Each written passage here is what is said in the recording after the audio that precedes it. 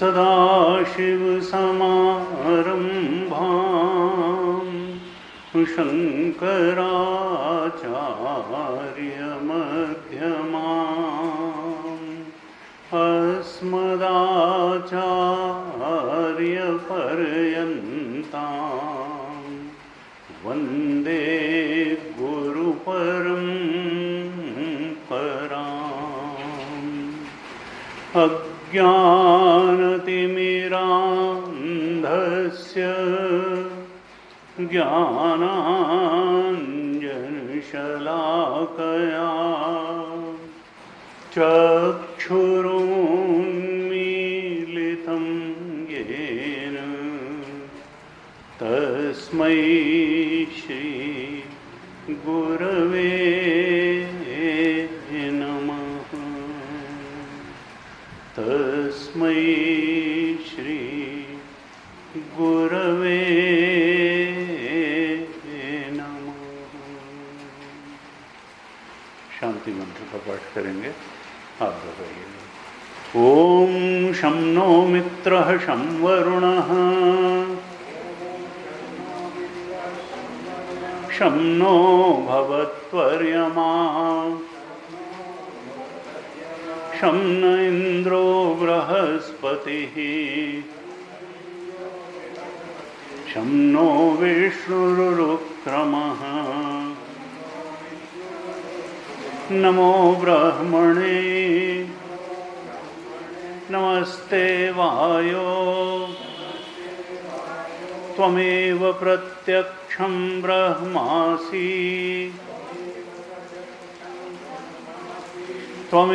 त्वामेव प्रत्यक्षं ब्रह्म वदिष्यामि।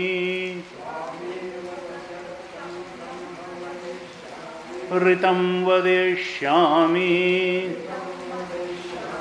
सत्यं वदिष्यामि तन्माम् अवतु तद्वक्तारम् अवतु अवतु माम् अवतु वक्तारम्। ओम शांति शांति शांति।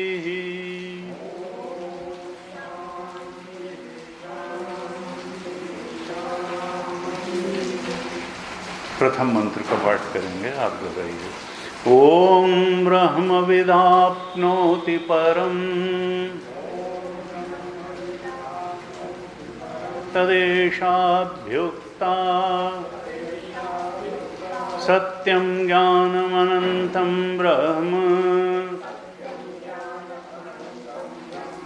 यो वेद निहितं गुहायां परमे व्योमन्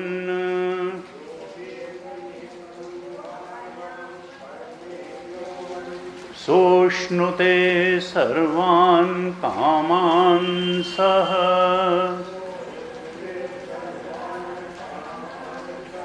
ब्रह्मणा विपश्चितेति तस्माद्वाएतस्मादात्मन आकाशः सम्भूतः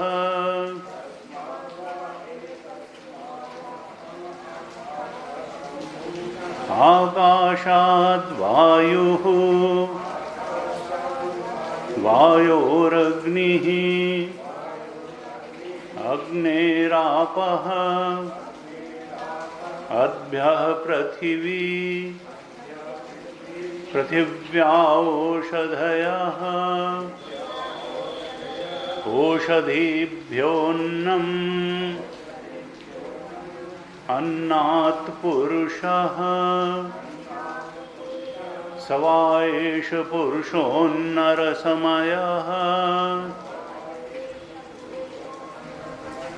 तस्य इदमेव शिरः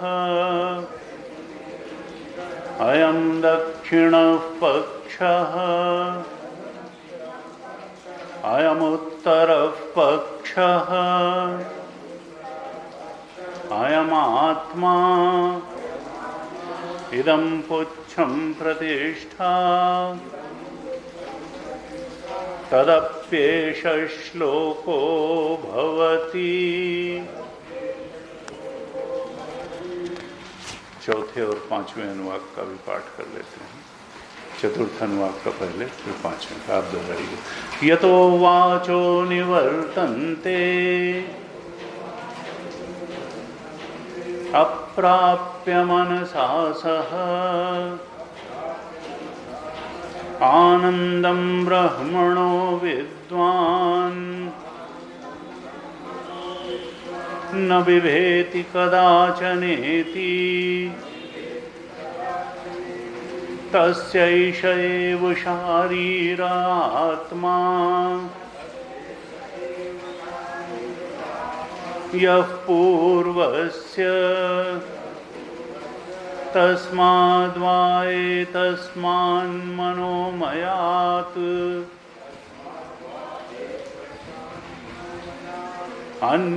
अन्योऽन्तरात्मा विज्ञानमयः तेनैष पूर्णः स वा एष पुरुषविद एव तस्य पुरुषविधताम् अन्वयं पुरुषविदः तस्य श्रद्धैव शिरः ऋतं दक्षिणः पक्षः सत्यमुत्तरः पक्षः योगात्मा महः पुच्छं प्रतिष्ठा तदप्येष श्लोको भवति। पंचम अनुवाक का भी पाठ करेंगे। विज्ञानं यज्ञं तनुते कर्माणि तनुतेऽपि च विज्ञानं देवाः सर्वे ब्रह्मज्येष्ठमुपासते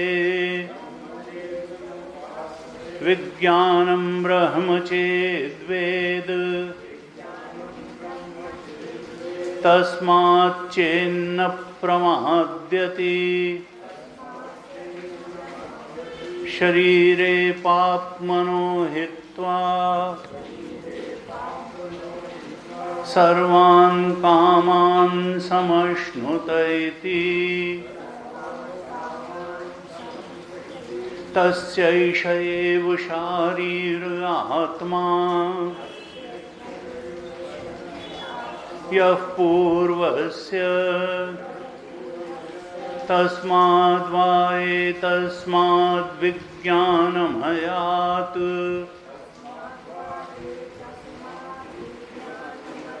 अन्योऽन्तरात्मा आनन्दमयः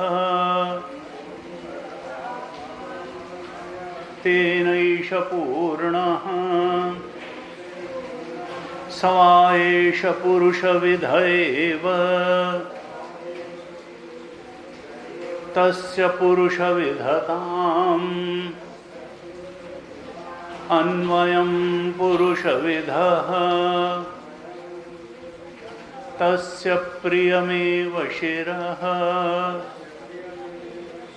मोदो दक्षिणः पक्षः प्रमोद उत्तरः पक्षः आनंद आत्मा ब्रह्मपुच्छं प्रतिष्ठा तदप्येष श्लोको भवति तदप्येष श्लोको भवति। ओम।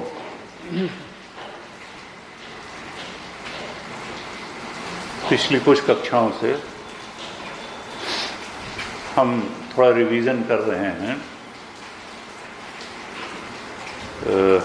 तैत्तिरीय उपनिषद की ब्रह्मानंद वल्ली का, क्योंकि 5वें अनुवाक तक हमने पहले भी चर्चा कर ली थी और 6ठे अनुवाक की भी 1-2 कक्षाएं हुई थी। तो लेकिन ये प्रथम 5 अनुवाक ये आधार हैं और इनका स्पष्ट होना बहुत आवश्यक है, क्योंकि संसार के बारे में हम बहुत जानते हैं और अपने बारे में कम जानते हैं। और भारतीय चिंतन, ऋषि चिंतन ये कहता है कि चाहे संसार के बारे में तुम थोड़ा कम भी जानो तो उससे कोई खास तुम्हारा नुकसान होने वाला नहीं है, लेकिन अपने बारे में अगर तुमने बिल्कुल ठीक तरह से नहीं जाना तो समझ लो कि तुमने ये मनुष्य जीवन जो है उसका ठीक उपयोग किया नहीं। इसलिए संसार को जानना उतना महत्वपूर्ण नहीं है, क्योंकि संसार तो तुमको रोटी कपड़ा मकान से ज़्यादा कुछ दे नहीं सकता है। अपने आप को जानो, क्योंकि जो अमृतत्व है वो तुम्हारे अंदर है, बाहर नहीं है। यो वेद निहितम गुहायाम परमे व्योमन, तुमको उसको कहाँ ढूंढना है, अमृत आत्मा को, जिसको ढूंढने से तुम्हारा ये मनुष्य जीवन कृतकृत्य हो जाएगा। वह बंधन से मुक्त हो जाएगा। और बंधन काहे का है? का भाई अज्ञान का बंधन है, वासनाओं का बंधन है, कामना का बंधन है। जहां दुख नहीं है, जहां सुख नहीं है, जहां दुख है वहां सुख मान के बैठ जाना और सुखाभास को ही सुख मान के बैठ जाना, इसी का तो बंधन है। और असली सुख को सुख जान लेना, यही मुक्ति है। तो जो विषय सुख है, संसार के भोग पदार्थों का सुख है, ये दुख पर्यवसायी है, ये सुखाभास है, ये सुख नहीं है। इसके स्वरूप को समझ लेना और फिर सुख कहाँ है? अपना स्वरूप है, वही सच्चिदानंद है, वही सत्यम ज्ञानम अनंतम ब्रह्म है। और उस परम सुख को पाकर के हमेशा के लिए परम आनंदित हो जाना। अभी आज हम चर्चा करेंगे 5वें अनुवाक में, जहाँ जो सुख हम जानते हैं उसका भी विश्लेषण श्रुति माता ने भी किया और भगवान शंकराचार्य ने भी किया कि उसका स्वरूप क्या है। और जिस सुख की हमको तलाश है, जिस सुख को पाने से मुक्ति हो जाने वाली है, वो सुख, उसका स्वरूप क्या है और उसको पाने का मार्ग क्या है। किस बात को हम सुख माने बैठे हैं और किस प्रकार से क्षणिक सुखों से ही अपना काम चला रहे हैं, क्योंकि शाश्वत सुख का कोई आइडिया नहीं है, उसको पाने का मार्ग नहीं मालूम है। तो श्रुति उसी ब्रह्मानंद को, उसी शाश्वत सुख को, स्थायी सुख को, परम सुख को देने के लिए उसका ये आयोजना है। ये जो ब्रह्मानंद वल्ली है उसी सुख तक पहुंचाने के लिए है। तो सबसे पहले तो बताया सूत्र स्थानीय वाक्य, ब्रह्मविद आपनोति परम।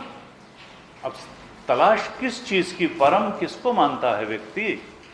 डॉक्टर बने, इंजीनियर बने, बिजनेसमैन बने, बड़े अफसर बने, ये सब बनने से क्या पाना चाहता है? उनका तलाश खाली एक चीज की होती है, सुख की। ये बनने से, ये पाने से, ये हो जाने से, ये खाने से, ये पा लेने से, ये त्याग देने से साधु भी सुखी ही होना चाहता है। एक भोगी व्यक्ति पा करके भोग के सुखी होना चाहता है, और साधु की समझ ये होती है कि नहीं, त्याग में सुख है। तो वो त्याग और वैराग्य द्वारा वो कोई दुख नहीं पाना चाहता, वो भी सुखी ही पाना चाहता है। चींटी से लेकर के और देवराज इंद्र तक सबकी तलाश एक चीज की है, वो है सुख की। और सुख कहाँ है? और बाहर खोजता है हर व्यक्ति, और वहां सुख के थोड़े थोड़े बूंदें ही मिलती हैं, शाश्वत सुख मिलता नहीं। तो फिर से तलाश, फिर से तलाश, फिर से कामना। क्यों सुख की तलाश क्यों है? क्योंकि एक वेदांत का सिद्धांत है कि अतृप्ति के धरातल पर ही कामना का अंकुर जन्म लेता है। अतृप्ति के जब हमारा चित्त अतृप्त होता है तो पूर्ण अगर हो, ईश्वर में कोई कामना क्यों होगी? ईश्वर नहीं कामना होती उसमें। क्यों? क्योंकि वो पूर्ण है, आप तो काम है। हमारे अंदर जब देखो तब एक नई कामना खड़ी है। क्यों? क्योंकि हमें अपूर्णता का अनुभव चाहिए। कुछ नहीं तो एक प्याली चाय ही पी लें तो थोड़ा उसको जो है पूर्णता आ जाएगी। लाओ उनसे थोड़ा फोन उठा के बात ही कर लें। यानी उसके पहले क्या थी, एक अपूर्णता का अनुभव हो रहा था चाय पीने को, और फिर चाय पीने से थोड़ी देर भाई हाँ अब जा करके तरावट आई, अब ठीक। अच्छा उनसे बात कर लें थोड़ी देर, हाँ अब बात कर लिया, अब जो यानी अपूर्णता थी, और उसको उस अपूर्णता को दूर करने के लिए कामना उपजती है। और फिर जब वो काम में स्थिति हमको प्राप्त हो जाती है तो थोड़ी देर के लिए हम पूर्णता को, शाश्वत पूर्णता नहीं होती, शाश्वत आनंद थोड़ी देर के लिए, और फिर अपूर्णता, और फिर कामना, और फिर पूर्ण होने के लिए उसकी तलाश। बस इसी में जने कितनी जिंदगियां कट गईं, लेकिन वह पूर्णता हमको नहीं प्राप्त हो पाई। क्यों? क्योंकि हमने बाहर तलाशा, हमने कामना अंदर थी, उसकी पूर्ति बाहर से होगी ये मान करके इस मान्यता भ्रांति के साथ जीवनों को जीते रहे। तो श्रुति क्या कहना चाहती है कि अंदर खोजो भाई। ये जो 5 कोश हैं, इनका भी जो अधिष्ठान ब्रह्म तत्व बैठा है उसमें खोजो। वही आनंद स्वरूप है, वही सत्स्वरूप है, और वही ज्ञान स्वरूप है। ब्रह्मविद आपनोति परम। परम क्या है? ब्रह्म ही परम है। यानी क्या कहना चाहती हैं श्रुति माता कि ब्रह्मविद आपनोति ब्रह्म, यानी ब्रह्मविद ब्रह्म ही वो भवती। ये आगे अभी आएगा। ये सब एक जैसे ही उद्गार हैं श्रुति के। ब्रह्मविद ब्रह्म को जानने वाला ब्रह्म ही हो जाता है, वो परम तो ब्रह्म ही है। ब्रह्मविद आपनोति परम, उसी को दूसरे शब्दों में कहा ब्रह्मविद ब्रह्म ही होते। तुलसीदास जी ने कहा जानत तुम्हें तुम्हें हो जाइए। तो हमको छोड़ करके तो दुनिया कुछ नहीं है। आप मरे, पीछे डूब गई दुनिया। तुम्हारे होने से सब कुछ का होना है। तो कहा कि देखो, हम लोग प्रार्थना करते हैं, हे ईश्वर तुम तो सब जानते हो, हमारी भी व्यथा सुन लो, प्रार्थना सुन लो, और सर्वशक्तिमान हो तो पूरा भी कर दो हमारी कामना को। और वो कर भी देता है, करुणा निधान है। तो एक संत थे, उन्होंने कहा कि भाई देखो, वेदांत का मत क्या है कि जब तुम कहते हो कि हे ईश्वर तुम तो सब जानते हो, तो ईश्वर सब जानता है इस बात को कौन जानता है? इस बात को तुम ही तो जानते हो कि ईश्वर सब जानता है और ईश्वर सर्वज्ञ है। ईश्वर तो ईश्वर सर्वज्ञ है, इस बात को जानने वाले तो तुम ही हो। इसका मतलब क्या है कि तुम्हारे होने से ही संसार का होना है, तुम्हारे होने से ही ईश्वर का होना है, और तुम्हारे होने से ही तुम्हारा भी होना है। सब कुछ का होना तुम्हारे होने, तुम ही सब कुछ के साक्षी हो। तुम केवल इन वृत्तियों के ही साक्षी और अधिष्ठान नहीं हो। जो वृत्ति चीजों को जानती है, देखिए 3 स्तर पर हमारा अस्तित्व है। हम अपने को कर्ता के रूप में अनुभव करते हैं कि हम कर्ता हैं, और संसार में हम कर्म करते हैं, और कर्म से परिस्थिति बनती है, उसका भोग करते हैं, और भोग करके हम अपना उसको जो है आनंद प्राप्त करते हैं। तो हम कर्ता हैं और कर्म से उत्पन्न परिस्थिति का भोग करते हैं और भोक्ता बनते हैं। और भोगना क्या है? जानना ही तो है। जान लेते हैं चीज़ों को। भाई मीठे को जबान पे रखा तो मीठे का ज्ञान हुआ, और वो मीठे का ज्ञान ही मीठे का भोग भी है। जानना ही तो भोगना है। अनुकूल होगा तो सुख का भोग है, प्रतिकूल जानना हुआ तो दुख का भोग है। तो कर्ता भोक्ता ज्ञाता 3 हम हैं, और हम समझते हैं कि हम अपनी इन वृत्तियों को वृत्ति रूप ही करता है, ज्ञाता है, भोगता है। नहीं, क्या कहना चाहते हैं कि तुम तो उसके साक्षी और अधिष्ठान हो, और ये जो वृत्तियों का साक्षी और अधिष्ठान है, ये केवल वृत्तियों का साक्षी अधिष्ठान नहीं, ये सर्व का साक्षी और अधिष्ठान है। यानी तुम सब कुछ के साक्षी हो, क्योंकि सब कुछ तुम वृत्ति से ही तो जान रहे हो, और उसका जो अधिष्ठान है। इसीलिए पहले कहा ब्रह्मविद आपनोति परम, और उसको जानोगे कहाँ? कहा निहितम गुहायाम परमे व्योमन वेद। तुम इन्हीं 5 कोशों के साक्षी और अधिष्ठान के रूप में उसको जानो, बाहर नहीं मिलेगा। अखंडानंद जी महाराज कहते थे कि भाई कुछ लोग हैं वो ब्रह्म को भी देश काल और वस्तु के घेरे में बांधने की कोशिश करते हैं। ये बहुत बड़ा, और श्रुति इसके विरुद्ध। श्रुति ने कहा, ये नहीं कहा जो कोई भी यो वेद।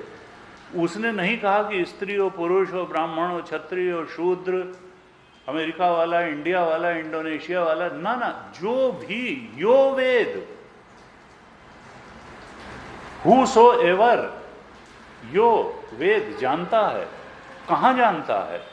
निहितम गुहायाम, इन 5 कोशों के अधिष्ठान और साक्षी के रूप में जानता है।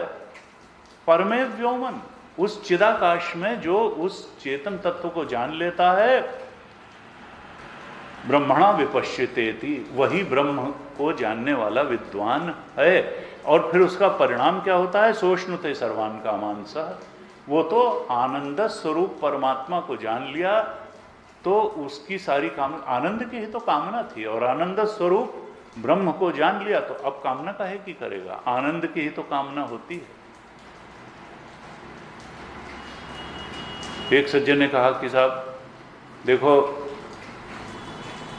अगर हम पैसे को उद्देश्य बना करके जीवन में मेहनत नहीं करेंगे, अगर हम पॉपुलैरिटी को उद्देश्य बना करके, तब तो काम करने का इनिशिएटिव ही खत्म हो जाएगा।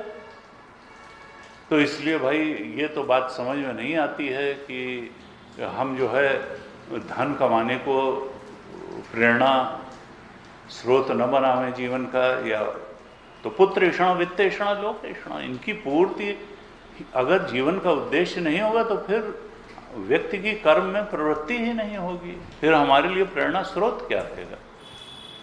अब ये बातें वही लोग करते हैं जो शायद सद्गुरु जिनको नहीं मिला, सदशास्त्र नहीं मिला, या ठीक से जिन्होंने समझा नहीं,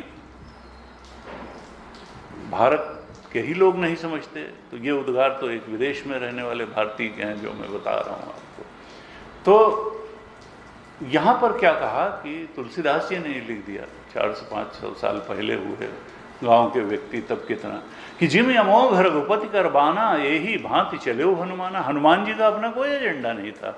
उनकी न कामना धन कमाने की थी, न पुत्रेषणा थी, न वित्तेषणा थी, न लोकेषणा थी। पॉपुलैरिटी और पैसे के पीछे हनुमान जी नहीं भाग रहे थे, लेकिन उन्होंने कितना काम किया। क्यों? क्योंकि जो भगवान का एजेंडा वही उनका एजेंडा। भगवान ने कहा मारो तो मारो। भगवान ने कहा, जिस बात में भगवान की प्रसन्नता, उनकी प्रेरणा स्रोत अपनी कामना से की पूर्ति से प्राप्त होने वाली। क्योंकि प्रेरणा स्रोत असल में धन भी नहीं है और पॉपुलैरिटी भी नहीं है। पैसा या पॉपुलैरिटी हमारा प्रेरणा स्रोत, ये भी एक मिसअंडरस्टैंडिंग है कि पैसा की प्रेरणा से हम काम करते हैं या पॉपुलैरिटी की। असल में तो हम सुख की ही प्रेरणा से, सुखाय कर्माणि करोति लोका। उसको, और जब ये मालूम पड़ जाए कि हनुमान जी ने क्या किया, प्रभु की प्रसन्नता ही उनकी प्रेरणा थी, इस छोटे छोटे सुखों के पीछे वो नहीं भागे, वो उस प्रभु के प्रेम के पीछे भागे। उनसे प्रेम करना और उनका प्रेम पाना और उस प्रेम के आनंद में मगन रहना, ये उनके कर्म की प्रेरणा का स्रोत था। और इसलिए उन्होंने इतना काम कर डाला जितना शायद पैसे और पॉपुलैरिटी के पीछे भागने वाले लोग नहीं कर पाते हैं। गुरुदेव का क्या प्रेरणा स्रोत था? वो तो पैसे के लिए तो उन्होंने काम नहीं किया और न पॉपुलैरिटी के लिए, लेकिन फिर भी इतने देशों में इतने तो पैसा नहीं था, तो कैसे खड़े हो? तो कहते हैं आप जिस चीज़ से भागते हैं वो चीज़ आपके पीछे। आज तेजोमैन जी कहते, लोग गए, I am in urgent need of 500 crore. अब यहाँ पे लोग 2-4-6 करोड़ की एक ज़मीन खरीद लेते हैं, मकान खरीद लेते हैं, समझते हैं वाह देखा कैसा सफल जीवन जिया। और वो एक आदमी जो 3 कपड़े ले करके और कहीं भी प्रवचन देने चल देता है, वो ये कहता है कि I am in urgent need, हमको विश्वविद्यापीठ के लिए 500 करोड़ अगले 6 महीने में चाहिए, और अरेंज भी हो जाते हैं। तो भगवान की कैसी जो है ये दया है या प्रकृति का क्या सिद्धांत है। ऐसा नहीं कि वो तो मैं देखता हूँ कि 2 घंटे अगर कोई काम ना हो तो उनको ऊब होने लगती है, नहीं अगली जगह चलो कुछ करो। तो ये कितना भ्रम है कि पैसा और पॉपुलैरिटी के लिए, अगर समझ में नहीं आता लोगों को कि निस्वार्थ कर्म भी किया जा सकता है। प्रभु की प्रसन्नता, पूरी गीता की कमेंट्री में भगवान शंकराचार्य कर्म की प्रेरणा, निष्काम कर्म यही बताते हैं कि ईश्वरार्पित कर्म करो, ईश्वर की प्रसन्नता के लिए कर्म करो, और वो कर्म तुम्हारे अंतःकरण की शुद्धि करने वाला बन जाएगा। जबकि पैसे और पॉपुलैरिटी, पुत्रेषणा, वित्तेषणा और लोकेषणा के लिए, पूर्ति के लिए अगर तुमने कर्म किया तो वो चित्त को मलिन करने वाला बनेगा। तुम वेदांत के श्रवण के योग्य भी नहीं रह जाओगे। और ये कोई ये नहीं, सारे संतों का, तुलसी बाबा ने लिखा, सुतबित लोक ईसना तीनी कहिकय मति इन्ह कृत न मलिनी। ये पुत्रेषणा वित्तेषणा लोक है, सुत बित लोक, उसी को अवधि में कर दिया। लोक ईसना तीनी, किसकी मति को इन्होंने मलिन नहीं किया। यानी बुद्धि कोई बढ़िया काम करने, बढ़िया बात समझने लायक ही नहीं रह जाएगी अगर इन 3 ऐषणाओं के पीछे ही पढ़ करके तुमने सुख प्राप्ति के लिए जीवन जी डाला, तो बेकार ही हो जाएगा। तुम्हारी बुद्धि इस लायक नहीं रहेगी, चमचमाती हुई नहीं रहेगी। दृश्या तो अग्रया बुद्धिया सूक्ष्मया, तुम आत्मबोध, तुम वो जो पंचकोशों का साक्षी और अधिष्ठान है, उसके बोध लायक तुम्हारी बुद्धि नहीं रहेगी कि वो समझ सके और वहाँ तक पहुँच सके। तो इसलिए हमको बिल्कुल ध्यान रखना है कि हमारे कर्म करने को मना नहीं करता, न वेदांत मना करता है, न गीता मना करती है, लेकिन कर्म का प्रेरक तत्व क्या हो, उसी से कर्म की क्वालिटी में जमीन आसमान का अंतर हो जाता है। तो कर्म का प्रेरक तत्व पैसा और पॉपुलैरिटी ही नहीं होनी चाहिए, वो तो परमात्मा की प्रसन्नता होनी चाहिए, प्रभु की प्रसन्नता। किससे? केवल सांसारिक उन्नति ही नहीं होनी चाहिए, वो तो हो ही जाएगी। हमें आध्यात्मिक उन्नति और सर्वोच्च आध्यात्मिक उपलब्धि, इसी से कल्याण है। कुछ लोग कहते हैं साहब यहाँ देखो चिन्मय मिशन के कितने लोगों का भला हुआ? अरे भाई, आपका भला हुआ कि नहीं हुआ? आप जब साधना करते हैं तो अपने कल्याण के लिए करते हैं, दूसरों का हो जाए तो अच्छा है। गौतम बुद्ध जब घर से निकले तो स्वयं सेल्फ रियलाइजेशन करने के लिए निकले, बाद में लोगों का भी कल्याण हो गया, वो बात दूसरी है। लेकिन आपकी पहली जिम्मेदारी स्वयं इस बोध को प्राप्त करने की है जिसके लिए उपनिषद प्रेरणा दे रहा है।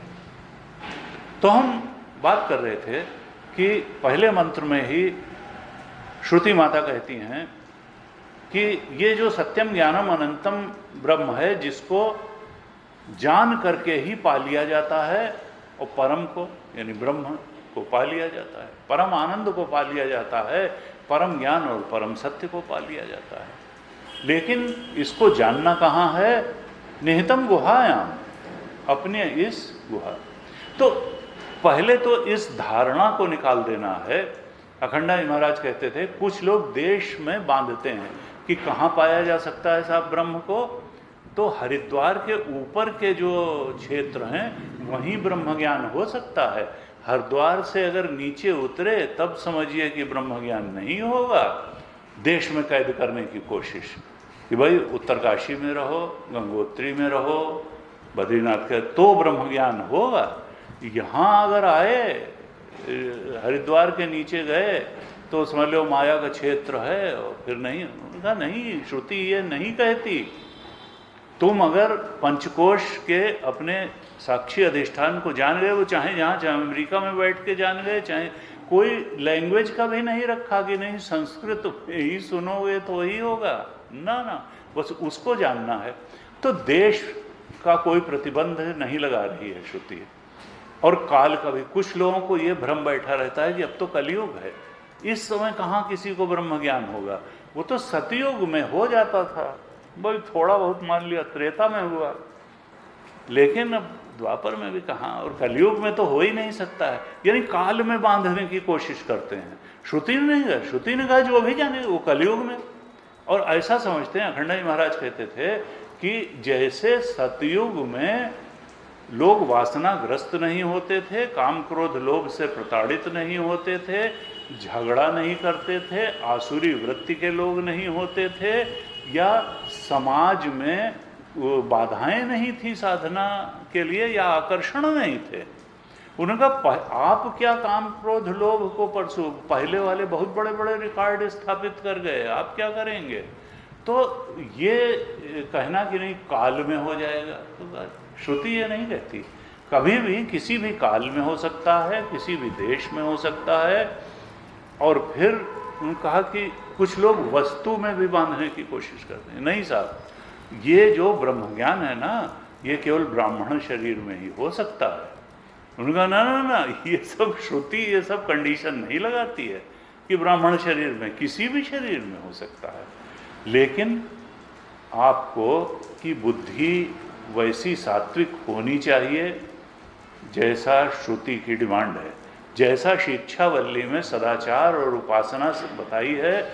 उस सदाचार और उपासना से अनुग्रहित बुद्धि अगर होगी, आपका जीवन वैसा होगा, तो निश्चित रूप से उस अपने ही पंचकोशों के साक्षी और अधिष्ठान तक आप पहुंच सकते हैं। क्योंकि ब्रह्म जो है वो देश काल और वस्तु के परे है, उसको इनमें सीमित नहीं किया जा सकता। वो तो सब कुछ के परे भी है और सब कुछ में समाया हुआ भी है। सर्वम खलु इदम ब्रह्म, संसार के परे भी है, पंचकोशों के परे भी है, और पंचकोशों में गया हुआ भी है, संसार में गया हुआ। ब्रह्म से अलग तो वही ब्रह्म हमको अज्ञान के कारण संसार के रूप में भी अनुभव में आ रहा है और पंचकोशों के रूप में भी अनुभव आ रहा है। असल में उसके अलावा तो कुछ है ही नहीं। जहाँ सांप अनुभव में आ रहा है वहीं रस्सी है, वहीं रस्सी है। जहाँ भूत अनुभव में आ रहा है वहीं ठूंठ है। तो अध्यास जो है वो बिना अधिष्ठान के नहीं होता, और जहाँ अध्यास हो रहा है असल में वहीं अध्यास है। जहाँ हमें गलतफहमी हो रही है उसी का अधिष्ठान बन करके सत्य वस्तु है। तो कहा कि देखो सब कुछ। यहां पहले मंत्र में कहा यो वेद निहितम गुहायाम परमे व्योमन, फिर कहा तस्माद एतस्माद आत्मना आकाश संभूत, उससे आकाश उत्पन्न हुआ और आकाश से वायु, वायु से अग्नि, अग्नि से जल, जल से पृथ्वी, और उससे जो है सब प्राणी उत्पन्न हुए, सबका अन्नमय शरीर। तो कहा इसका मतलब क्या है? देखो ब्रह्म बताते बताते एकदम आत्मा पर आ गए कि जिससे व्यक्ति ये जान ले कि आत्मा ही ब्रह्म है, क्योंकि ब्रह्म से कई बार हम लोग संसार का अधिष्ठान समझते हैं और आत्मा से अपने अंदर की ये पंचकोश का अधिष्ठान। तो ये अलग नहीं है, तुम ही सर्व कारण हो, तुम ही वृत्तियों के ही अधिष्ठान नहीं सर्वाधिष्ठान हो। तो कहा कि देखो इससे क्या निष्कर्ष निकलता है कि श्रुति की दृष्टि में सारे ही प्राणी, कहा भाई वो कुरुवंशी हैं, वो पांडुवंशी हैं, वो रघुवंशी हैं, वो सूर्यवंशी हैं, वो चंद्रवंशी हैं, तो जब सब कुछ ब्रह्म से ही पैदा हुआ, तस्माद एतस्माद आत्मना, जब उसी आत्मा, ब्रह्म को ही आत्मा कह दिया, उससे आकाश पैदा हुआ, तो उसी से तो सब बने। यानी हम सभी लोग, ये पूरी सृष्टि के सारे प्राणी क्या हुए? तो भगवान शंकराचार्य ने भाष्य में लिखा आप सब हैं ब्रह्मवंशी, आप सब लोग ब्रह्मवंशी हैं। ये नहीं है कि वो तो बाद में लोगों ने फिर डिवीज़न हुआ कि वो कृष्ण भगवान जो है वो चंद्रवंश में पैदा हुए और राम जी सूर्यवंशी थे, और वो पांडु के वंश में हुए वो कुरुवंशी थे, और अनेक अनेक वंश ऐसे नहीं, सब ब्रह्मवंशी हैं, क्योंकि सब ब्रह्म से ही उत्पन्न हुए हैं। तो सब ब्रह्मवंशी हैं। कहा कि देखो ये अन्नमय कोश से लेकर के आनंदमय कोश तक की यात्रा श्रुति करा रही है। सबके अंग भी बताए, सिर क्या है, दाहिना भाग क्या है, बायां भाग क्या है, आत्मा क्या है, और पूंछ क्या है, पुच्छम प्रतिष्ठा क्या है। तो पहले तो सबसे आउटर लेयर ऑफ पर्सनालिटी अन्नमय कोश बताया, फिजिकल पर्सनालिटी बताई कि क्यों, क्योंकि ये प्रसिद्ध है, सब जानते हैं कि भाई सिर भी है, दाहिना भाग भी है, बायां भाग भी है, बीच का भी है, और पैर भी है, पुच्छम प्रतिष्ठा भी है। उसके बाद लेकिन अंदर जब हम चलते हैं इनर्जेटिकल पर्सनालिटी या प्राणमय कोश में, तो वहां पर अंगों का भेद विभेद हमको मालूम नहीं पड़ता है कि प्राणमय का सिर क्या होगा, दाहिना हाथ क्या होगा, बायां क्या होगा, बीच का क्या होगा। इसी तरह मनोमय का भी, मन है ये तो अनुभव में आता है। गुरुदेव कहते थे कि seat of emotions is mind और सीट ऑफ इंटेलेक्ट इज विज्ञानमय। जो विचार का सीट ऑफ थॉट्स है, विचार का जो केंद्र है वो बुद्धि है, वो इमोशंस का केंद्र माइंड है। तो हमें मालूम पड़ता है कि भाई इमोशंस हैं, सुख है, दुख है, घृणा है, द्वेष है, विद्वेष है, बहुत सारी चीज़ें हैं, अनुकूल प्रतिकूल अनेक अनेक भावनाएं हैं। तो सीट ऑफ इमोशन है, हमको मालूम पड़ती है। और विचारशील प्राणी हम हैं, जहाँ पर की समझदारी है, चिंतन है, निष्कर्ष है, दृढ़ निश्चय है, उस सब की सीट जो है विज्ञानमय कोश है, इंटेलेक्चुअल पर्सनालिटी है, वो भी मालूम पड़ती है। लेकिन उसके भी अंग नहीं मालूम पड़ते हैं। मनोमय कोश के भी अंग नहीं मालूम पड़ते हमको, प्राणमय कोश के अंग नहीं मालूम पड़ते, विज्ञानमय कोश इंटेलेक्चुअल पर्सनालिटी के अंग नहीं मालूम पड़ते, और आनंदमय कोश, आनंद हमको मिलता है, इसको कौन नकार सकता है। तो आनंदमय कोश भी है, लेकिन हमको उसके भी अंग नहीं मालूम पड़ते। श्रुति माता कृपा करके उनके अंगों के बारे में विस्तार से बताती हैं, क्योंकि अंगों के पुष्ट होने से ही व्यक्ति पुष्ट होता है। अब मान लिया कि दाहिना हाथ किसी का बेकार है, तो फिर वो कैसे उसको कहा जाएगा कि ये स्वस्थ व्यक्ति है। ऐसे ही सूक्ष्म अस्तित्वों में भी प्राणमय कोश में अगर कोई अपान नहीं है, उदान नहीं काम कर रहा है, समान वायु ठीक नहीं है, तो पंच प्राण जो हैं वो सबल होने चाहिए। मनोमय कोश में जो भी बताया उन्होंने, यजु ऋग साम अथर्व अंगिरस प्रतिष्ठा, तो वो भी सबल होने चाहिए। अब हमने पहले चर्चा की थी, थोड़ा सा विचार फिर कर लेते हैं कि वेद में बताया मनोमय कोश को, तस्य यजुरेव शिरः, ऋग दक्षिण पक्ष, साम उत्तर पक्ष, इस तरह से बताया। और अथर्वांगिरस पुच्छम प्रतिष्ठा, यानी वेद के मंत्रों को बताया, मनोमय कोश। और ये देखिए समष्टि में इसको समझने की जरूरत है। तो वेद, मनोमय कोश को वेदमय बताया। क्या कहना चाहती हैं श्रुति माता वहां? हमने चर्चा की थी कि न तो शुद्ध चेतन को वेद कहते हैं और न वृत्ति को वेद कहते हैं। वृत्ति की उपाधि से उपहित चेतन, मनोवृत्ति की उपाधि से उपहित शुद्ध चेतन को वेद कहते हैं। यानी उपाधि भी है और चेतन भी है। मनोवृत्ति की उपाधि से उपहित चेतन, मंत्र क्या है? मंत्र तो शब्दमय है। और मनोमय की शुद्धि फिर कैसे होगी? उनका मंत्र जप से, भक्ति से। अब कई बार लोग कहते हैं कि ये स्मृति रूप है या क्या है? तो हमने पहले भी चर्चा की थी कि मंत्र और स्मृति में मंत्र की आवृत्ति होती है, मंत्र की आवृत्ति की जाती है। कुछ लोग कहते हैं भाई इससे क्या है, आपने गायत्री मंत्र की, कहा लो भाई 10,000 आवृत्ति करो, 1,000 करो, कुछ नहीं तो 11 बार ही जप लो, एक माला जप लो। अनेक अनेक मंत्र हैं, गुरु प्रदत्त मंत्र में उसकी शक्ति होती है। तो कहा मंत्र जो है उसकी आवृत्ति होती है और ये स्मृति से अलग है।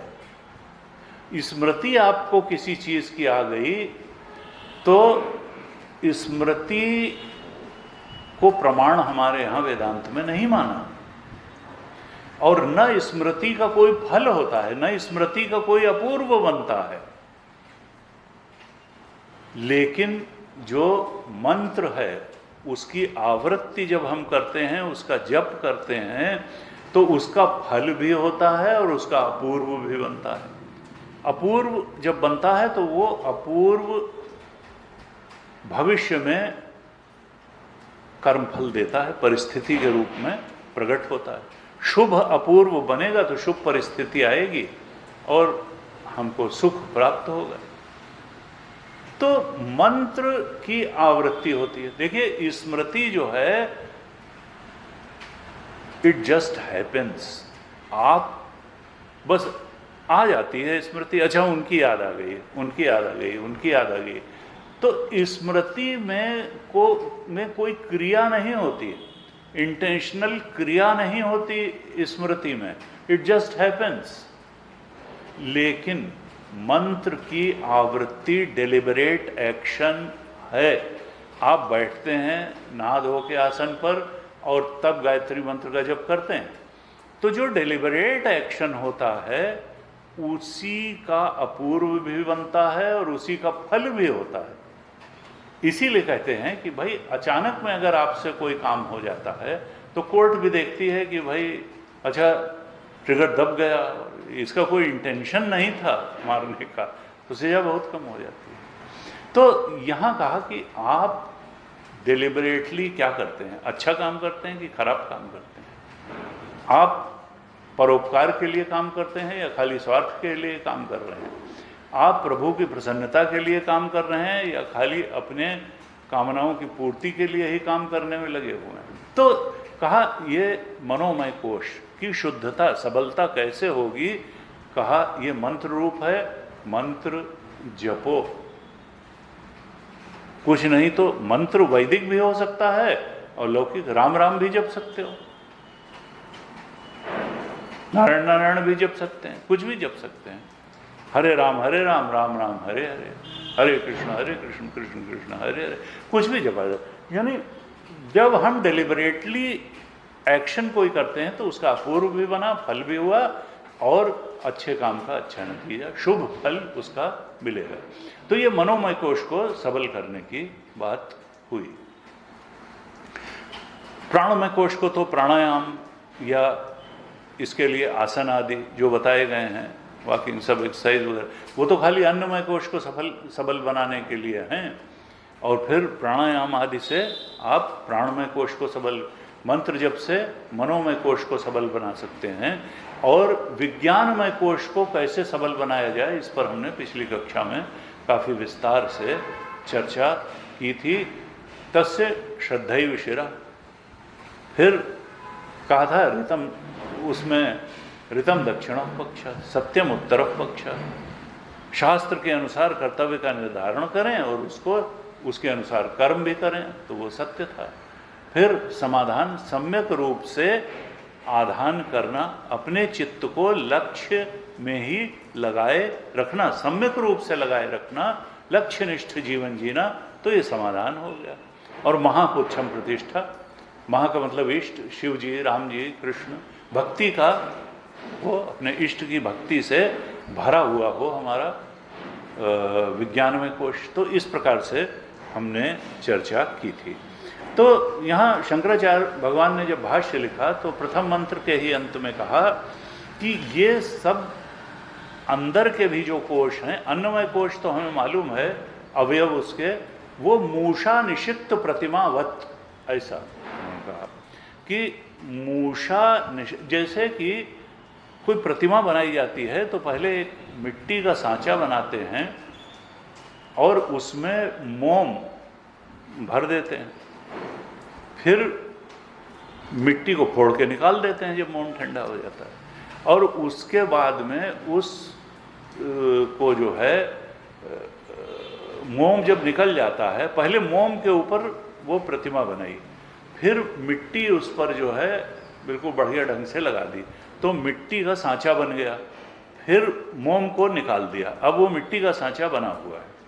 अब उस सांचे में पिघला हुआ तांबा डाला मिट्टी के सांचे में, तो प्रतिमा वैसी बन गई जैसी मोम में चित्रकार ने बनाई थी। तो मूषा निषिद्ध, उसी प्रकार जैसे ये फिजिकल बॉडी है, ये मानो सांचा है, इसी सांचे में ढले हुए अंदर के चार कोश भी हैं, मूषा निषिक्त प्रतिमावत ये है। तो कहा कि अब इनसे हम उस आत्म तत्व को कैसे निकालें, इन्हीं में छिपा है वो हमारा आत्मा, जिसका नाम मोक्ष है, जो मोक्ष स्वरूप है। अब कुछ लोग बड़ा डाउट करते हैं कि श्रुति में जो बात बताई गई है भाई वो सच ही है, इसको हम कैसे मान लें? दुनिया में सब बेवकूफ़ थोड़ा जो पैसा और पॉपुलैरिटी को ही बहुत बड़ी बात मान के बैठे हुए हैं और उसी के पीछे अपनी जिंदगियां दे रहे हैं। अब हम लगे जो है ब्रह्मबोध प्राप्त करने और इस तरीके से, भाई I don't believe in this all this. और ये कोई ऐसा नहीं, जो लोग बहुत पढ़े लिखे हैं और फिलॉसफी पढ़े हैं, उनको भी गुरु जी बताते हैं कि मैं एक बार गया तो किसी यूनिवर्सिटी के काफ़ी सीनियर प्रोफेसर, फिलॉसफी के ही प्रोफेसर थे, वो मिले और उन्होंने कहा देखिए स्वामी जी, आप भी ये सब पढ़ा रहे हैं और पढ़ाते हम भी ये सब हैं। हम हीगल को भी पढ़ाते हैं, कांट को भी पढ़ाते हैं, विटगेंस्टीन को भी पढ़ाते हैं, डेकार्ट को भी पढ़ाते हैं। हमने जैनिज़्म, बुद्धिज़्म, चारवाक, न्याय, वैशेषिक, जो 6 सिस्टम्स ऑफ इंडियन फिलॉसफी हैं, सबको पढ़ाया हुआ है, सबकी किताबें पढ़ी भी हैं और पढ़ाते भी हैं। लेकिन I don't believe in any book. अभी तक हम किसी किताब में जो है वो विश्वास नहीं बना सके कि कौन सी ठीक है और कौन सी नहीं ठीक है। नहीं, फिर भी कहीं तो किसी बुक में तो होगा। उनका I can believe only in one book and that is cheque book. हमारा विश्वास केवल एक किताब में है, I believe in only one book and that is cheque book. और हम किसी, तो एक ये अप्रोच जो है ये तो पहला होना चाहिए कि भाई गीता का ज्ञान और उपनिषद का ज्ञान हमारे ज्ञान से बहुत ऊपर का ज्ञान है और हमारे ही कल्याण के लिए श्रुति माता इसको बता रही हैं। ये तैत्तिरी की बुक का ज्ञान चेकबुक से बहुत ऊपर का ज्ञान है। ये जब तक, इसीलिए कहा तस्य श्रद्धा ही विशिरा, श्रद्धा मान लभते ज्ञान। जब तक श्रद्धा ही नहीं है, जब तक शास्त्र में श्रद्धा नहीं है, वक्ता में श्रद्धा नहीं है, अपनी साधना की सामर्थ्य में श्रद्धा, लोगों को अपनी साधना की सामर्थ्य में भी, अरे ये ऊंची ऊंची बात है, अपनी साधना की सामर्थ्य में ही श्रद्धा नहीं है, हम नहीं कर पाएंगे। अखंडानंद महाराज कहते पैसा कमाने में आत्मबोध से बहुत ज़्यादा ताकत लगती है, लेकिन चूंकि तुम्हारे मन में उसके प्रति महत्व बुद्धि बैठी हुई है, इसलिए तुम जने कितनी उठापटक कर करके उसमें उससे कम मेहनत में आत्मबोध पाया जा सकता है। लेकिन समझ में आने वाली बात है, यही तो अज्ञान और ज्ञान का, समझदारी ना समझी का अंतर है। तो कहा कि देखो, भगवान शंकराचार्य ने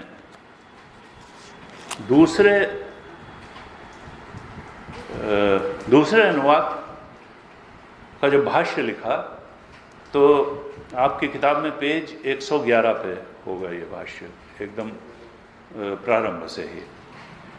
वहां लिखा, अन्नमयादिभ्य आनंदमयांतेभ्य आत्मभ्य अंतरतमम ब्रह्म विद्या प्रत्यगात्मत्वेन दिदर्शीषु शास्त्रम अविद्या कृत पंचकोश अपनयनेन अनेक तुष कोद्रव वितुषीकरणेन एव तद अंतर्गत तंडुलान प्रस्तौति तस्माद् व एतस्माद् अन्न रसमयादि इत्यादि।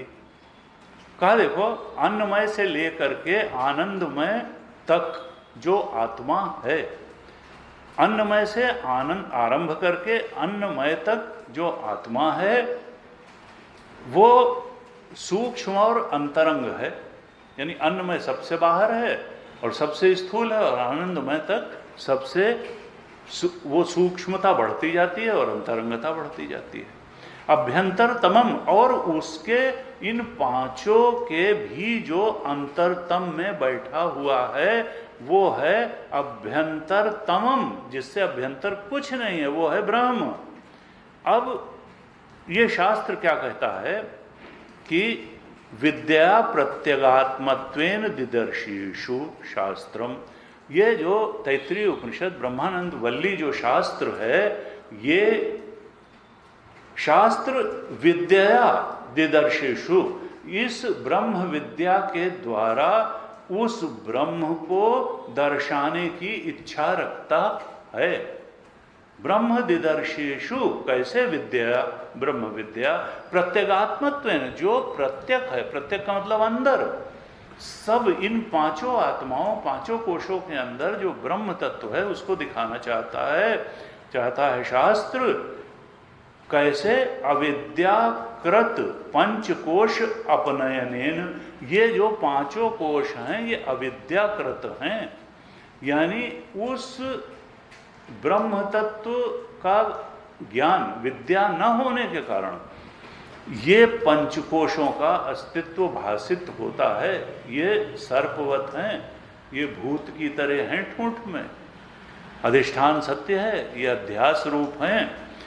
अविद्याकृत पंचकोश अपनयनेन, इन पंचकोशों का अगर अपनयन हो जाए, इन पंचकोशों से मैं बुद्धि अगर विड्रॉ हो जाए, कैसे विड्रॉ करनी है? तो कहा अनेक तुष कोद्रव वितुषीकरणेन एव, जैसे कोदों, जैसे धान मान ले, धान के ऊपर भूसी चढ़ी रहती, कई लेयर्स चढ़ी रहती हैं, अंदर चावल होता है, तो उस भूसी स्थानीय है पंचकोश और चावल स्थानीय है ब्रह्म तत्व, हमारा आत्मा। तो ये भूसी को हटा दें तो चावल मिल जाए, अपनयन कर दें, भूसी स्थानीय पंचकोशों का अपनयन कर दें, कोदों अनेक तुष, उसके ऊपर अनेक जो भूसी चढ़ी है, पंचकोश चढ़े हुए हैं, इनका अपनयन कर दें, हटा दें, तो तंडुल, उसके अंदर जो चावल है वो मिल जाएगा। और विवेक चूड़ामणि में भगवान शंकराचार्य ने दो दृष्टांत और दिए, बड़े अच्छे अच्छे। इसको कहा कि जैसे शैवाल, कोई तालाब है, उसके ऊपर जलकुंभी, इकट्ठा हो गई है, और प्यासा व्यक्ति पहुंचा, जैसे हम प्यासे ही हैं, सुख के प्यासे हैं, तृप्ति के प्यासे हैं, और जल दिख नहीं रहा है, तो जहां दिख रहा है संसार में वहीं दौड़ते हैं पीने के लिए। कहा देखो, जहां वो खड़ा है प्यासा व्यक्ति, वो जो जलकुंभी दिख रही है उसको अगर हटा दे, शैवाल को हटा दे, तो शैवाल के नीचे जो जल है वो गर्म भी नहीं है, क्योंकि उसके ऊपर तो जलकुंभी है, तो सूर्य की प्रखर किरणें उस जल तक पहुंच नहीं रही हैं, तो वो शीतल है। और धूल भी नहीं पहुंच रही है, क्योंकि धूल वगैरह जलकुंभी में ही रुक जा रही है। तो उसको लेकिन हटा लें अगर जलकुंभी को, तो वो शीतल निर्मल जल पी करके वो प्यासा व्यक्ति तृप्ति को प्राप्त कर सकता है। तो ये पंचकोश क्या हैं? ये शैवालवत हैं, जलकुंभी की तरह हैं। इनको हटा करके वो जो अधीनस्थ, जो अंतरतम इसके है, उसको ब्रह्म तत्व के आनंद का पान करके तृप्त हो जाओ, श्रुति माता चाहती हैं। और एक दृष्टांत उन्होंने दिया, मुंजात इशिका वत। जैसे मूंज के अंदर, घास में भी हम देखते हैं अंदर एक मीठा सा होता है, उसको बच्चे पहले खाते हैं कई बार। तो मूंज के अंदर जो एक सीख सी होती है, तो बाहर मूंज की उससे उस सीख को निकाल लेना। तो जो इशिकावत, इशिका जो है, जो अंदर की सीख है, वो तो ब्रह्म तत्व है, और बाहर की कवरिंग्स जो हैं वो ये पंचकोश हैं। इस प्रकार से बताया। तो श्रुति माता क्या बताना चाहती हैं कि देखो, ये आनंद के बारे में और जो विज्ञानमय कोश और आनंदमय कोश है, इसके बारे में तुम बहुत अच्छी तरह से समझ लो। चौथे अनुवाक में हमने पाठ किया, कहा यतो वाचो निवर्तन्ते अप्राप्य मनसा सह आनंदम ब्रह्मणो विद्वान न बिभेति कदाचनेति। कहा देखो, मन और वाणी, मन के साथ वाणी जिसको न पा करके लौट आती है, जहां से यतो वाचो निवर्तन्ते अप्राप्य मनसा सह, न तो मन द्वारा उस ब्रह्म तत्व को जाना जा सकता है, और न वाणी अर्थात वृत्ति के द्वारा जाना जा सकता है। वृत्ति के घेरे में भी नहीं आएगा, मन भी वहां नहीं पहुंच पाएगा, उस ब्रह्मानंद को नहीं पा पाता न मन न वृत्ति। मन सहित वाणी जहां से लौट आती है, उस आनंद को न पा करके अप्राप्य आनंदम ब्रह्मणो, उसको जान लो पांच कोशों के अधिष्ठान के रूप में। यो वेद निहितम गुहायाम प्रमे व्योमन, जो उसको जान लेता है, आनंदम ब्रह्मणो विद्वान, अगर उसको जान ले तो न विभेति कदाचनेति, सारे भय के पार चला जाता है। कोई आइसोलेशन, रिजेक्शन, डिजेक्शन, ये सब उसको होने वाला नहीं है। यहाँ एक चीज ये बताई थी, और उसके बाद में विज्ञानमय कोश के अवयव बताए थे। पांचवें अनुवाक में कहते हैं, विज्ञानम यज्ञम तनुते कर्माणि तनुते पिक्चर। ये जो विज्ञानमय कोश है, वो जिसका सबल होता है, अच्छा होता है, चमचमाता हुआ होता है, वही यज्ञ कर्म कर पाता है। नहीं तो आसक्ति से भरा हुआ, कामनाओं से भरा हुआ, तो फिर कामनाओं के पीछे ही भगाएगा ऐसा विज्ञानमय कोश। जिसका विज्ञानमय कोश श्रुति माता ने जैसा बताया, श्रद्धैव शिरा ऋतम सत्यम योग आत्मा महापुच, ये सब भक्ति से, ध्यान से, श्रुति के अनुग्रह से, श्रद्धा से भरा हुआ होगा, वो यज्ञ कर्म करेगा।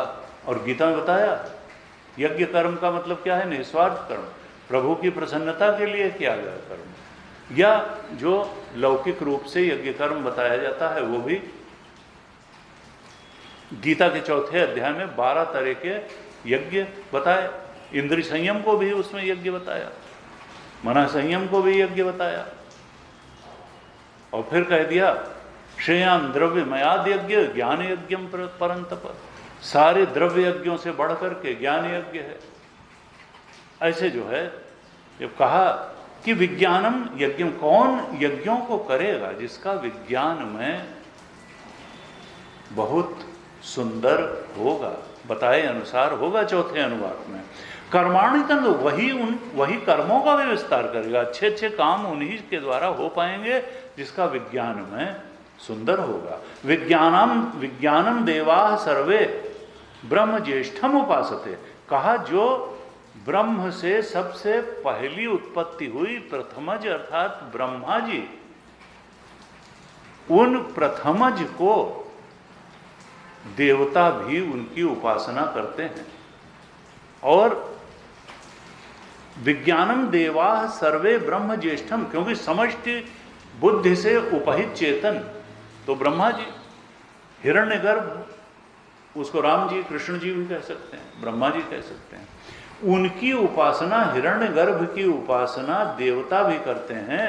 और भगवान भाष्यकार ने जो भाष्य लिखा तब वहां लिखा कि महतो ब्रह्मणम उपासनात् ज्ञान ऐश्वर्यवंतो भवन्ति देवाः ते, यानी देवाः उस महतो ब्रह्मण, महत तत्व यानी समष्टि बुद्धि से उपहित चेतन, उस हिरण्यगर्भ की उपासना करके देवाः ज्ञान ऐश्वर्यवंतो भवन्ति, वो जो ऐश्वर्य है, इंद्र का ऐश्वर्य, सूर्य का ऐश्वर्य, पवन देवता का ऐश्वर्य, वो उस हिरण्यगर्भ की उपासना के कारण ही उन्होंने वो ज्ञान और ऐश्वर्य पाया हुआ है। गुरु जी कहते ये क्यों कह रहे हैं भाष्यकार और श्रुति भी कि भाई हम भी उपासना करें उस हिरण्यगर्भ की, हम भी राम जी की, शिव जी की, दुर्गा जी की और कृष्ण भगवान की उपासना करें उस समष्टि बुद्धि से उपहित, तो उसकी कृपा से हम भी पा सकते हैं। क्या पा सकते हैं? अभय पद पा सकते हैं, पाप से मुक्ति पा सकते हैं। भगवान ने कहा मम पन शरणागत भय हारी, जो मेरी शरण में रहता है मैं उसका भय दूर कर देता हूं। जब विभीषण आए तो उन्होंने कहा नहीं, अब रावण से डरने की जरूरत नहीं है। तस्मात् भारत सर्वात्मा भगवान ईश्वरो हरि श्रोतव्य कीर्तितव्यश्च स्मर्तव्यश्च इच्छता अभयम। दूसरे स्कंध में भागवत में प्रारंभ में ही सुखदेव भगवान ने परीक्षित, क्योंकि उनको मृत्यु का भय सता रहा था, उन्होंने कहा नहीं, अगर भय से मुक्ति चाहिए तस्मात् भारत, हे परीक्षित, तस्मात् भारत सर्वात्मा, उस हिरण्यगर्भ को नाम चाहे जो सर्वात्मा कहो, भगवान कहो, ईश्वर कहो, हरि कहो, तो श्रोतव्य कीर्तितव्य, उसके बारे में श्रवण करो, उसका कीर्तन करो, उसका स्मरण करो, अभय की जो इच्छा रखे। यहां भी कहा श्रुति ने न विभेति कदाचन थी, उसके शरण में रहने वाला नहीं, भय से मुक्त हो जाता है। 5वें अनुवाक में कहा ब्रह्म देवा सर्वे ब्रह्म ज्येष्ठम उपासते, सारे देव उस प्रथमज की हिरण्यगर्भ की उपासना करते हैं। फिर कहा विज्ञानम ब्रह्म चेद्वेद तस्मात् चेद न प्रमाद्यति, विज्ञानमय आत्मा, समष्टि विज्ञानमय आत्मा की अगर उपासना पक्की हो गई, अर्थात हमारे इस इंडिविजुअल विज्ञानमय ने टोटल विज्ञानमय से, भक्ति का मतलब इष्ट से तादात्म्य करना ही होता है कि हम मिट जाएं और तू रहे। अगर हमारे इंडिविजुअल विज्ञानमय का तादात्म्य टोटल विज्ञानमय हिरण्यगर्भ इष्ट से हो गया और उस भाव से स्खलन नहीं हुआ, तस्मात् चेद न प्रमाद्यति, प्रमाद्यति का मतलब यह है कि उससे एक ही भाव प्राप्त किया हमने हिरण्यगर्भ से, टोटल माइंड से, टोटल इंटेलेक्ट से, और वो भाव बना रहा, स्खलन नहीं हुआ उससे।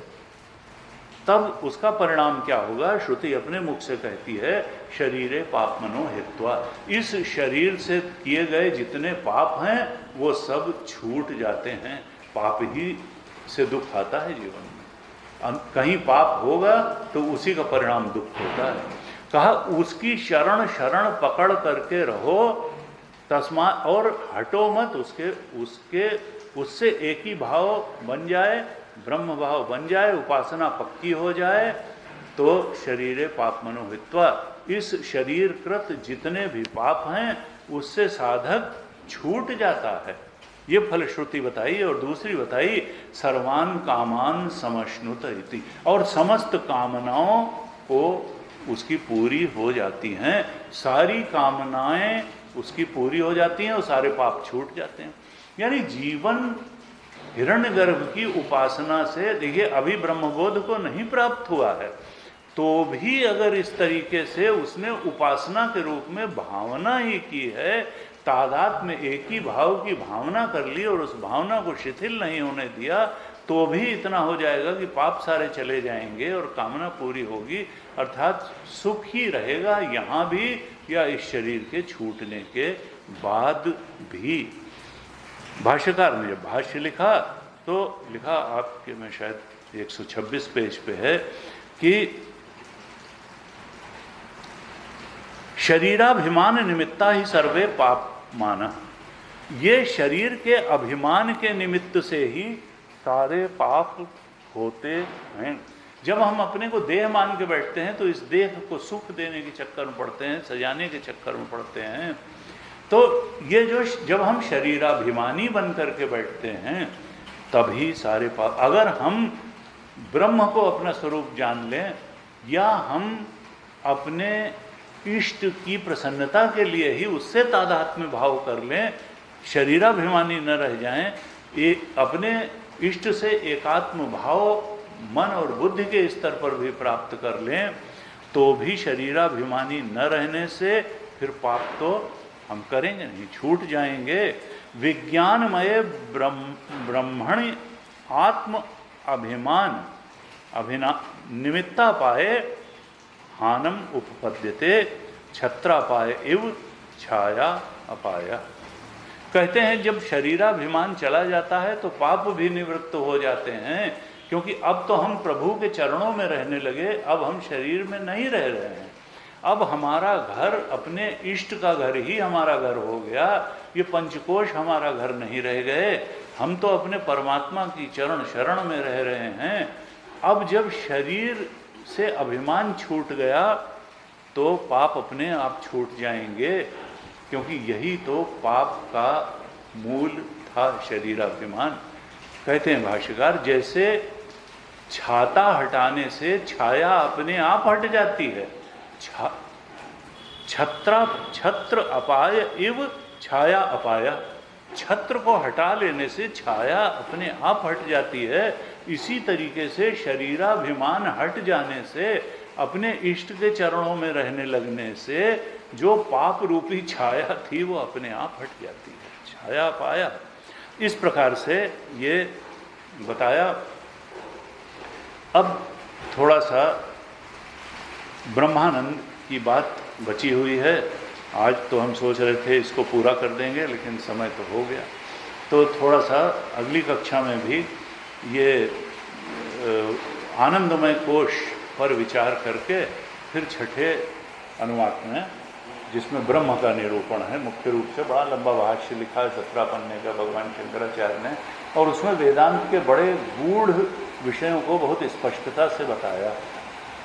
कुछ लोग कहते हैं ना सईक्षत, तो वो उसके अंदर इच्छा कैसे हुई, वो तो पूर्ण सो कामयत, ऐसे श्रुति में ही वाक्य आते हैं कि उसने कामना की, एकाकी न रमते, अकेले उसका मन नहीं लगा, अरे तो अकेला ही है तो ये सब श्रुति। तो इन सब का उत्तर क्या है?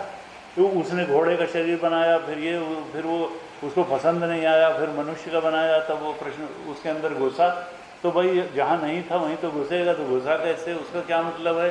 तो इन सब प्रश्नों का उत्तर उस छठे अनुवाक के भाष्य में भगवान शंकराचार्य ने प्रवेश बहुत अच्छे ढंग से दिया है। हम क्रमशः चर्चा करेंगे आज यहीं से। ओम पूर्णमदः पूर्णमिदं पूर्णात् पूर्णमुदच्यते पूर्णस्य पूर्णमादाय पूर्णमेवावशिष्यते। ओम शांति शांति शांति। हरि ओम। श्री गुरुभ्यो नमः। हरि ओम।